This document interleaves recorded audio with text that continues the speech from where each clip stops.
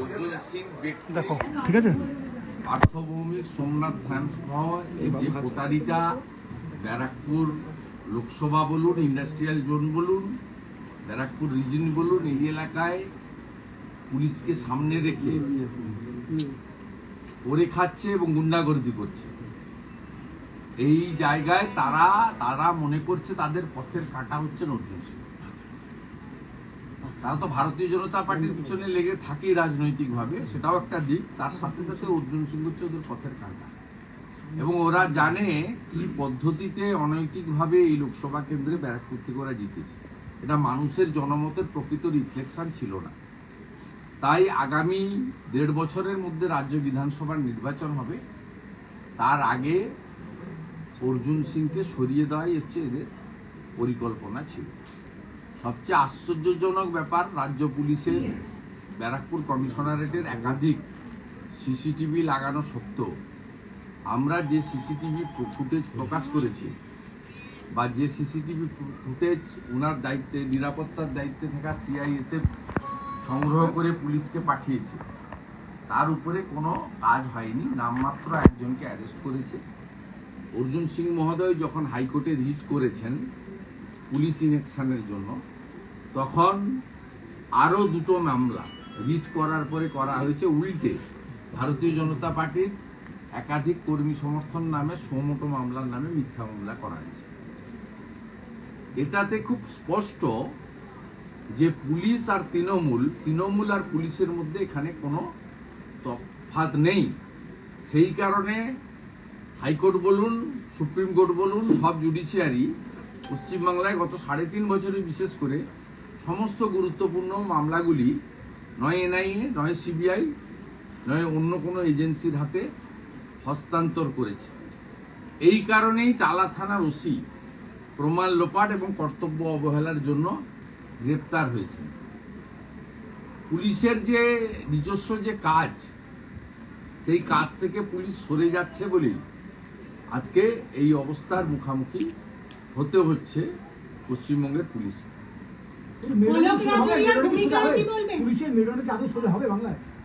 মমতা বন্দ্যোপাধ্যায় প্রাক্তন হলে সোজা হয়ে যাবে, যেমন ইউপিতে সোজা হয়েছে, বিহারে সোজা হয়েছে। ওগুলোও তো জঙ্গলের রাজত্ব ছিল। মুলায়ম সিং যাদব, মায়াবতীদের রাজত্ব তো সুশাসন ছিল না। বিহারের লালু প্রসাদ যাদবের আমলে তো সুশাসন ছিল না, সেখানেও জঙ্গলের রাজত্ব ছিল 20 বছর, 25 বছর, 30 বছর। ভারতীয় জনতা পার্টি এসে, যোগীজি এসে, এখানে নীতিশ কুমারজি এসে এই জঙ্গলের রাজত্ব করেছেন। সেখানকার পুলিশের অফিসাররা এখন সোজা হয়েছেন, তারাও কাজকর্ম করছেন। আগে সিআরপিসি, আইপিসি মেনে করতেন, এখন বিএনএস মেনে করছেন। পশ্চিমবঙ্গে এই জঞ্জাল অপসারণ করতে গেলে বিধানসভা নির্বাচনে সবাইকে একজোট হয়ে ভারতীয় জনতা পার্টিকে আনতে হবে। কারণ একমাত্র দল ভারতীয় জনতা পার্টি পশ্চিমবঙ্গে, যে পার্টি এখনো অবধি তার কার্য দক্ষতা বা কর্মক্ষমতা বা প্রতিশ্রুতি পূরণের ক্ষেত্রে টেস্টেড হয়নি। যেহেতু আমরা ক্ষমতায় ছিলাম না, কংগ্রেসও দীর্ঘদিন ছিল, সিপিআইএমও দীর্ঘদিন ছিল, তৃণমূলও দীর্ঘদিন আছে। ডক্টরদের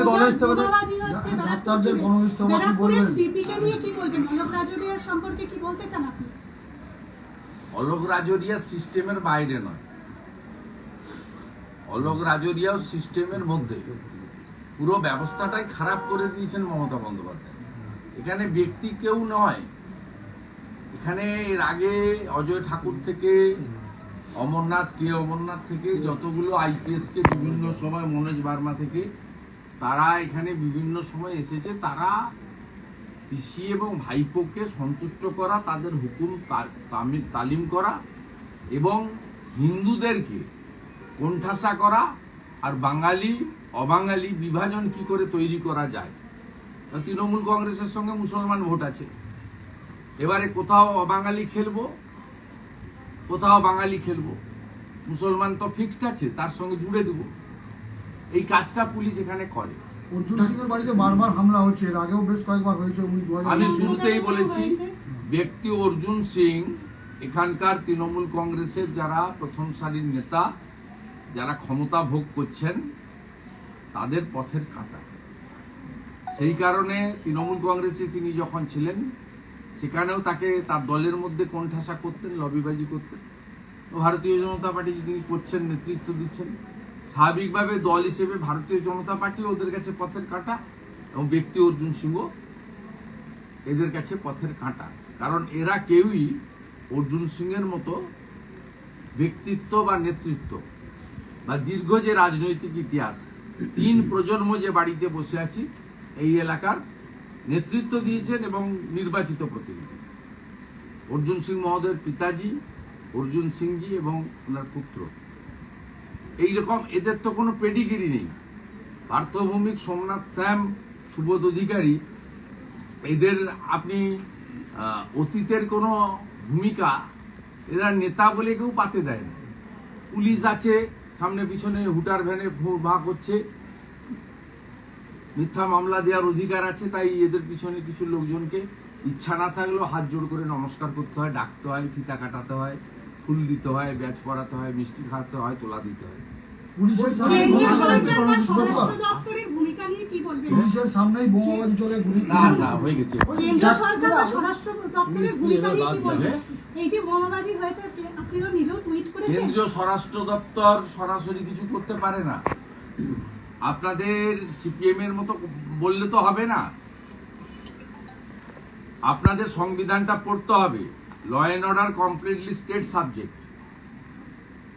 মণিপুরে ল অ্যান্ড অর্ডার সিচুয়েশন খারাপ হয়েছিল, ওখানকার মুখ্যমন্ত্রী 355 চেয়ে নিয়েছিলেন, তাই কেন্দ্রীয় সরকার 355 করেছেন এবং এই জেলার যিনি এক্স এসপি ছিলেন, এক্স ডিজিপি সিআরপিএফ কুলদীপ সিংকে সেখানে অ্যাডভাইসার করে কেন্দ্রীয় আধা সামরিক বাহিনী দিয়ে সেখানে শান্তি প্রতিষ্ঠার কাজ করেছেন।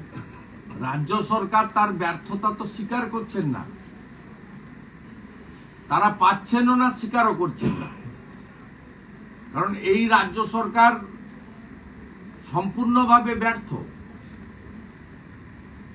কোন রাজ্যে দেখেছেন ছুটির দিন কোর্ট খুলিয়ে কেন্দ্রীয় ডাক্তারকে দিয়ে বা কেন্দ্রীয় হসপিটালের মর্গে রিপোস্টমর্টম বা পোস্টমর্টম করা হোক, রাজ্য সরকারের পুলিশ আবেদন করছে? এটা জয়নগরের ক্ষেত্রে ঘটলো, এরা তো হাত তুলে নিয়েছে। তাই এক্ষেত্রে কেন্দ্রীয় সরকারের যে ভূমিকা সেটা হচ্ছে রিপোর্ট চাওয়া। কোর্ট থেকে যদি সিবিআই বা এনআইএ হয়, ভারত সরকারের উকিলকে কোর্ট জিজ্ঞেস করে আপনাদের মত আছে কিনা, তখন তারা কনসেন্ট দেন। এবং ভারত সরকার অর্জুন সিং এর নিরাপত্তা নিয়ে উদ্বিগ্ন বলেই তাকে জেড ক্যাটাগরির নিরাপত্তা দিয়েছে এমএইচে, নট স্টেট।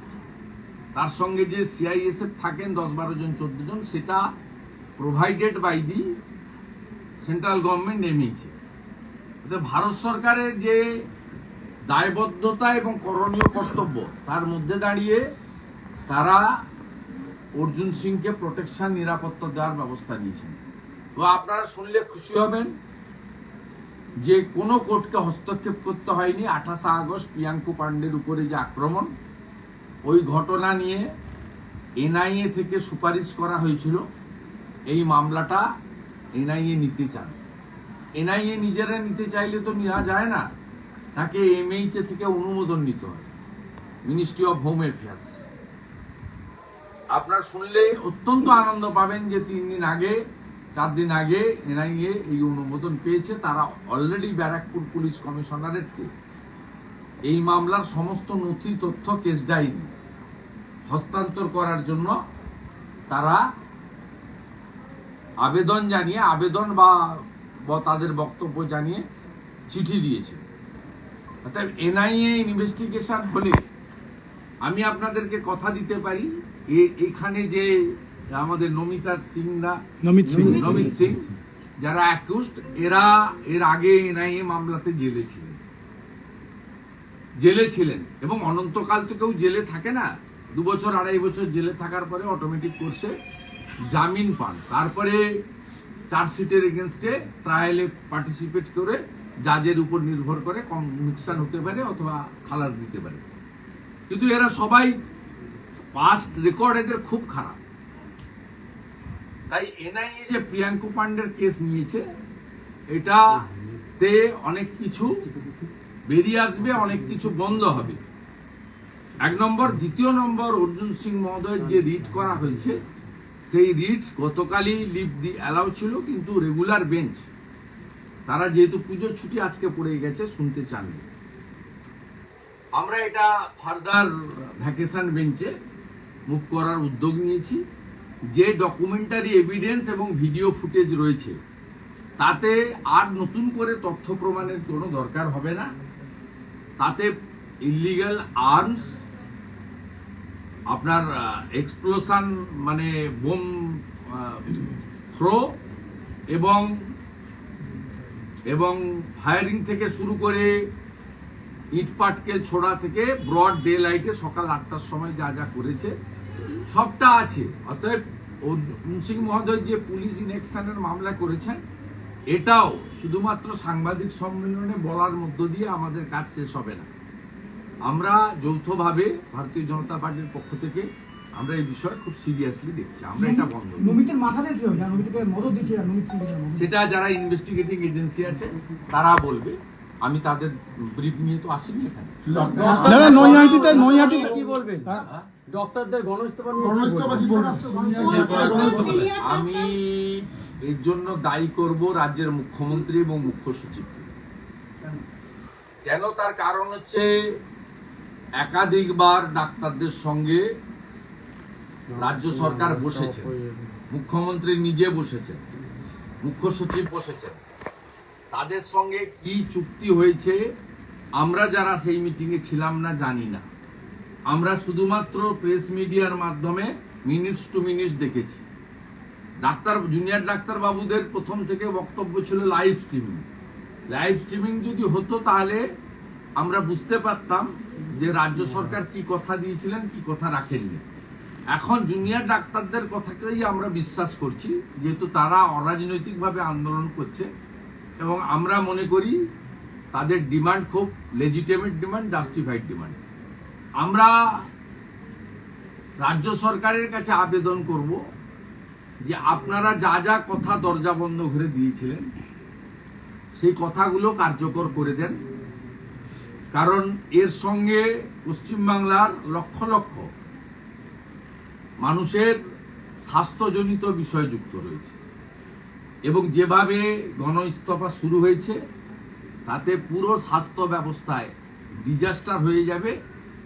কারণ মুখ্যমন্ত্রীর বাড়ির লোকেরা আমেরিকার হপকন্স হসপিটালে কোটি টাকা দিয়ে চিকিৎসা করতে পারেন, আপনার আমার বাড়ির লোকেরা সে সুযোগ পান না। স্বাভাবিকভাবে শতকরা ৯৯% মানুষ সরকারি হসপিটালের উপর নির্ভরশীল। এই জায়গা থেকে সরকারের উচিত যে ইস্যুগুলো তারা কমন মানে এগ্রি করেছিলেন বোথ সাইড, এক্সিকিউশন করে দিয়ে ডাক্তারবাবুদের এই অনশনেরও ইতি ঘটান। আর এই যে জটিলতা হয়েছে, এই জটিলতা থেকে বাংলার মানুষকে মুক্তি দেন। দাদা নৈহাটিতে লাস্ট যে মহালয়ের দিন ভোরবেলা যে একটি খুন হয়, তাতে তৃণমূলের এক ছাত্রনেতা জড়িয়ে পড়ে। একদম নৈহাটির প্রেসিডেন্ট, ছাত্র প্রেসিডেন্ট জড়িয়ে পিটিয়ে মারা হয় তাকে। এটা আবারও আপনাকে বলি, এই পার্টিটা কোনো ভদ্রলোক করে না। এই পার্টিটাতে মুসলমানরা যুক্ত আছে, তারা মনে করে বিজেপি হিন্দুদের পার্টি। আর এই পার্টিটাতে বাকি যেটুকু লোকজন আছে মুসলিম ছাড়া, তারা দুর্বৃত্ত। তাদের এই বোমা বন্দুক পিস্তল নিয়ে কারবার, তোলা তাদের কারবার, সিন্ডিকেট তাদের কারবার। কারণ এগুলো করতে গেলে পুলিশের আশীর্বাদ লাগে, আর পুলিশের আশীর্বাদ তখনই পাওয়া যায় যদি আপনি তৃণমূল হন। স্বাভাবিকভাবে এই যে হত্যা বা জড়িত থাকার কথা বলছেন, এটা তৃণমূল বলেই সম্ভব। দাদা, ভাটপাড়া, নৈহাটি সমস্ত জায়গায় তোলাবাজি, দুর্নীতি, পুকুর ভরা, এই সমস্ত কিছু সামনে আসছে, কি বলবেন? পুকুর ভরা তো হচ্ছে, জনস্বার্থের মামলা করে। সিবিআই ইনভেস্টিগেশন নিয়ে হচ্ছে প্রশ্ন আছে। ব্যারাকপুরে দুটো এনআইএ তদন্তে এর আগে হয়েছে পোস্টপোল ভায়োলেন্স, একাধিক সেখানে অভিযুক্ত ছিল বর্তমান এমপি পার্থ ভৌমিক, কিন্তু ইনভেস্টিগেশনের কি হলো? ইনভেস্টিগেশনে যারা এখানে যে 3টা 3জন মার্ডার হয়েছে, সেই 3জন মার্ডারে এখনো পর্যন্ত প্রায় 20 জনের বেশি জেলে আছে। মোট রাজ্যে 355 জন অ্যারেস্ট হয়েছে। সিবিআই যারা অন স্পট মার্ডারগুলো করেছে তাদেরকে অ্যারেস্ট করেছে, আর যাদের নির্দেশে মার্ডারগুলো হয়েছে তাদের এখনো অ্যারেস্ট করেনি। এ বিষয়ে আমাদেরও দাবি আছে যে আপনারা কনস্পিরেটরদেরকে বিরুদ্ধে ব্যবস্থা নিন এবং এনএইচআরসি কে 5 ম্যান জাজ, তৎকালীন যে অ্যাক্টিং চিফ জাস্টিস ছিলেন তার নেতৃত্বে একটা কমিটি করে দিয়েছিলেন ন্যাশনাল হিউম্যান রাইটস কমিশনের নেতৃত্বে। সেই কমিটিতে আমাদের স্টেট হিউম্যান রাইটস কমিশন ছিল, আরও অনেকগুলি সংস্থা ছিল। সেই সংস্থাতে 19 জনের নাম দিয়েছিল তারা দে আর দ্য নটোরিয়াস ক্রিমিনাল, এবং এরাই পোস্টপোল ভায়োলেন্স করেছে। সেই তার মধ্যে 3 জন জেলে গেছেন, জ্যোতিপ্রিয় মল্লিক, শেখ শাহজাহান, অনুব্রত মণ্ডল, যদিও অন্য কেসে। বাকি 16 জন জেলে যাননি, তার মধ্যে পার্থ ভৌমিক আছে। এবং আপনারা ভেবে নেবেন না যে ওই মামলাগুলো ক্লোজ হয়ে গেছে। ওই মামলাগুলোতে সিবিআই মেন অ্যাকিউজদেরকে অ্যারেস্ট করেছে, চার্জশিট করেছে, কিন্তু সাপ্লিমেন্টারি চার্জশিট এবং কনস্পিরেটর যারা তাদের বিরুদ্ধে এখনো পর্যন্ত সিবিআই ডাকাডাকি করেছেন, কিছু জনকে ব্যবস্থা নেননি। এ বিষয়ে আমাদের বক্তব্য আছে, আমরা যেহেতু কোর্ট মনিটরিং হয়েছিল, প্রয়োজন হলে আমরা কোর্টে যাব, কনস্পিরেটরদের ব্যাপারে তাদের যদি ব্যবস্থা না নেন সেটাও করব। আমরা কখনোই কোনো তদন্তকারী সংস্থাকে আড়াল করি না। তারা যদি তাদের দায়বদ্ধতা পূরণ না করে, প্রয়োজন হলে তাদের বিষয়ে পুনরায় আমরা কোর্টে যেতে রাজি আছি।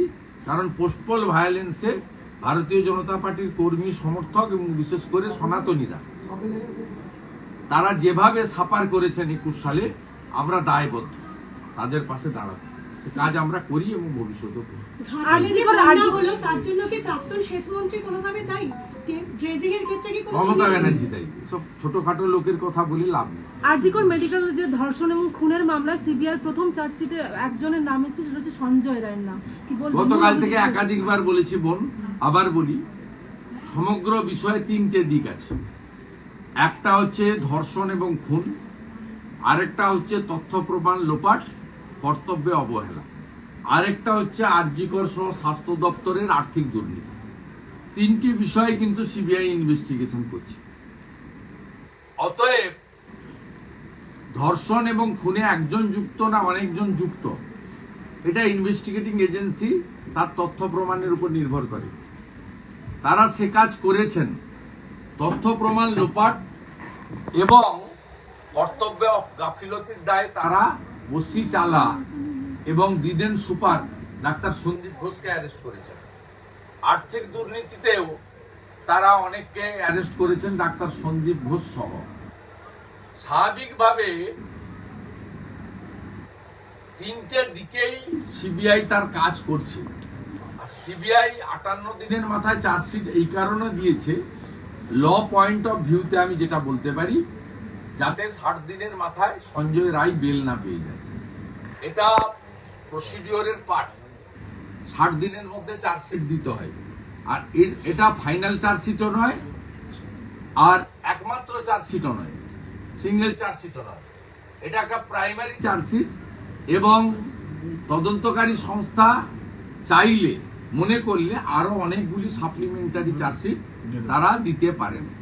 তাই সিপিএমকে এত কিছু চিন্তা না করলেই চলবে। কারণ এই সিপিএম যারা এসব কথা বলছেন, তারা নেতাই গণহত্যার যে অর্ডার তৎকালীন হাইকোর্ট দিয়েছিল আটকানোর জন্য সুপ্রিম কোর্টে এসএলপি করেছিল। সিপিএম এর সরকার নন্দীগ্রামের গণহত্যার যে জাজমেন্ট 2007-এর 16ই নভেম্বর তৎকালীন acting chief justice Surinder Singh Nijjar দিয়েছিলেন, বুদ্ধবাবুর সরকার সুপ্রিম কোর্টে গিয়ে তার উপরে স্টে লাগিয়ে এনেছিলেন। অতএব এইসব কথাবার্তা সিপিএম এর লোকরা যত কম বলে তত ভালো। অতএব মানুষ এগুলো দেখছেন, জানছেন, এবং আজকের নির্বাচনের ফলাফল নিশ্চিতভাবে প্রমাণ হয়ে গেছে, নওজোয়ান, পহেলবান, কিষান সবাই নরেন্দ্র মোদীজির সাথে আছে। গতবারে আমরা 40টা সিট পেয়েছিলাম, এবারে 50-এর বেশি সিট পেয়েছি। আর জম্মু কাশ্মীরের মুসলিম অধ্যুষিত এলাকাতে আমরা কোনো সিট আশা করি না, পাইনি। জম্মু এলাকা আমাদের ছিল 25টা সিট, এবারে 29টা সিট আমরা সেখান থেকে নির্বাচিত আমাদের লোক হয়েছে। দুটো রাজ্যেই সংখ্যাগরিষ্ঠ ভারত প্রেমীরা, রাষ্ট্রবাদীরা মোদিজির উপরে আস্থা রেখে প্রমাণ করেছেন যে ভারতবর্ষ মোদিজির হাতে সুরক্ষিত। আমাদের আশা ভরসার একমাত্র জায়গা হচ্ছে নরেন্দ্র মোদী, ভারতীয় জনতা। দীনেশ প্রভু জিতেছেন জিতেছেন তো কি? উনিও তো দাঁড়ালেন, এরকম একটা ওনার ক্ষেত্রে খেলতে পারলেন না, তারপরে উনি আবার তাই এর সঙ্গে ওগুলো জোড়াবেন, এগুলো জড়িয়ে লাভ নেই। জিতেছেন কিছু লোক তো জিতবে।